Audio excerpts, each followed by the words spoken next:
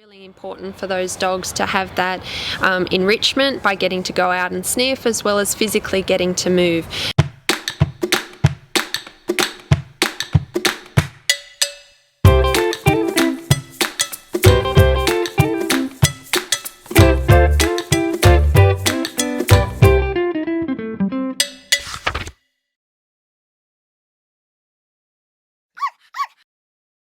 So every dog does need to have an outlet and get out every day. It's really important for those dogs to have that enrichment by getting to go out and sniff, as well as physically getting to move. So some areas to consider is, again, the energy needs of the dog. If you look at a lower maintenance breed that is happier with a shorter walk, and that can be supported by going on a walk with a dog walker or perhaps going to a doggy daycare, then that dog's going to be well settled at home as well.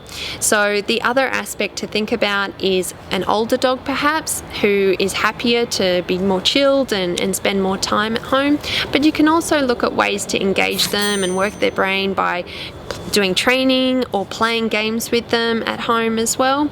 If the person isn't able to have the energy to be able to do that even in the home environment, then perhaps it's a good idea to look at another breed, another pet such as a cat that doesn't require as much of that physical interaction. Do you have any questions relating to this topic? Visit lifeplus.com and share it with us. We'll get the answers for you from an expert team. Life Plus.